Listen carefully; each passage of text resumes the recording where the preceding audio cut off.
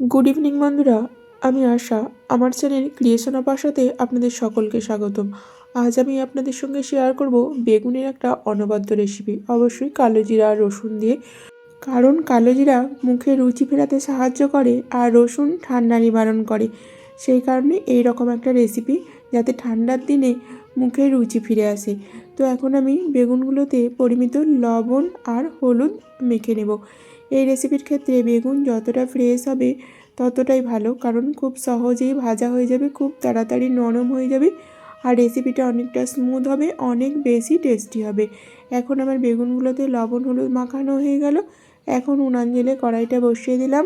কড়াইটা খুব ভালোভাবে গরম হলে দিয়ে দিলাম পরিমিত সরিষার তেল। এরপরে দিয়ে দেবো রসুন আর কালো জিরাগুলো। এরপর দিয়ে দেবো একটা বড় সাইজের পেঁয়াজের কুচি। তারপরে দিয়ে দিলাম কয়েকটা কাঁচা লঙ্কা। ঝাল যে যেমন খাবেন অবশ্যই সে সেই রকমই ইউজ করবেন। এখন এইগুলো খুব বেশি ডিপ ফ্রাই বা ব্রাউন ফ্রাই হবে না, অনলি ওই কাঁচা ভাবটা যাতে চলে যায় সেই কারণে তেলের মধ্যে একটু নাড়াচাড়া করে নিলাম। এই কাঁচা ভাবটা একটু চলে গেলেই দেখুন কিছুটা কালারটা চেঞ্জ হয়ে গেছে। এখন আমি দিয়ে দেব ধনিয়া পাতা। ধনিয়া পাতাগুলো এখানে আমি গোটা গোটাই দিচ্ছি, আপনারা কুচিয়েও দিতে পারেন। যেহেতু বাটাই হবে সেই কারণে আমি গোটাই দিলাম, তবে কুচিয়ে দিলে কিন্তু বাটতে অনেকটা সুবিধা হয়। আমি গোটা দিয়েছি এই কারণেই, যাতে কালো জিরাটা খুব সুন্দরভাবে মিক্স হয়ে পুরো কড়াই থেকে ক্লিন হয়ে উঠে আসে। আপনারা দেখুন ধনিয়া পাতাটাও কিন্তু খুব ভালোভাবে ভাজা হলো না, অনলি একটা চেঞ্জিং হলো। এরপর আমি কালো জিরা সহিত পরিষ্কার করে কড়াই থেকে তুলে নিলাম। এরপর দিয়ে দিলাম আবারও অল্প একটু সরিষার তেল। এরপর আমি লবণ হলুদ মাখানো বেগুনগুলো দিয়ে দেব। বেগুনগুলো অবশ্যই ভালোভাবে ভাজতে হবে। ভালোভাবে মানে মুচমুচে এমনটা নয়, কমপ্লিটলি বয়েল হয়ে যাবে এই রকম একটা ব্যাপার। তো চলুন দেখুন, এইভাবে ঢাকা চাপা করতে করতে অল্প তেলের মধ্যে কিন্তু বেগুনগুলো আমি নরম নরম করে ভেজে নেব। তবে ভাজতে ভাজতেই লাল লাল হয়ে যাবে।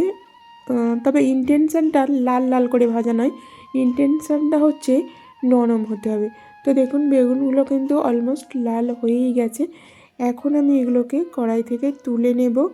এরপর যে প্রসেসিংটা করব, আগে যে মশলাগুলো আমি ভেজে নিয়েছিলাম সেইগুলোকে এখন আমি শিলপাটায় করে বেটে নেব।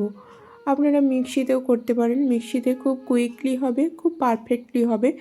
যেহেতু অল্পই আমি শিলপাটায় জেনারেলি ইউজ করে থাকি, সেই কারণেই আমি এই মশলাগুলোকে এইভাবে শিলপাটাতেই কিন্তু পেস্ট করে নিলাম। এরপর মশলাগুলোকে আমি তুলে নেব।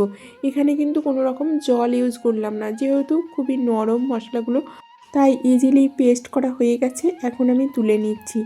এরপর যে ভাজা বেগুনগুলো আছে সেগুলো চামচে করে এইভাবে আপনারা ম্যাশড করে নেবেন। তবে আমার ক্ষেত্রে হাতে করেই ইজি মনে হলো, তাই হাতে করেই আমি স্মুথলি ম্যাশড করে নিলাম।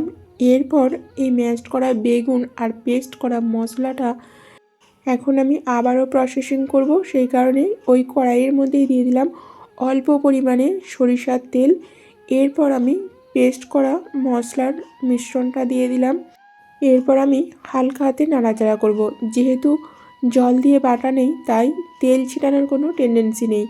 এখন আমি দিয়ে দিলাম অল্প একটু লবণ। যেহেতু বেগুনের মধ্যে লবণ দেওয়া হলেও কোনোভাবেই মশলার মধ্যে লবণ দেওয়া হয়নি, তাই সামান্য পরিমাণেই লবণ দিয়ে দিলাম। এরপর ম্যাশ করা বেগুনটা দিয়ে দিলাম। তারপর এইভাবে খুব সুন্দরভাবে মিক্স করে নেব। এই কাজটা খুবই পারফেক্টলি করতে হবে, কারণ এই মশলা আর বেগুন দুটোই মেন ইনগ্রিডিয়েন্টস। আর যেহেতু ভর্তা বা বাটা বা মাখা, তাই পারফেক্টলি মিক্স করাটা খুবই ইম্পর্টেন্ট। দেখুন আমি এইভাবে কড়াইতে খুব সুন্দরভাবে মিক্স করে নিলাম। তো রেসিপিটা আমার কমপ্লিট। তো এইরকম ঘোরতর ঠান্ডার দুপুরে ধোঁয়া ওঠা ভাতের প্রথম পাতে যদি এই রকম একটা রেসিপি পাওয়া যায়, আপনাদের কেমন লাগবে অবশ্যই কমেন্ট করবেন। আর যদি রেসিপিটা ভালো লেগে থাকে তাহলে ফলো করে অবশ্যই বাড়িতে বানিয়ে নেবেন। অবশেষে বলবো সুস্থ থাকবেন, ভালো থাকবেন। আজ তাহলে আসি বন্ধুরা, আবারও দেখা হচ্ছে পরবর্তী ভিডিওতে নতুন একটা রেসিপির সঙ্গে।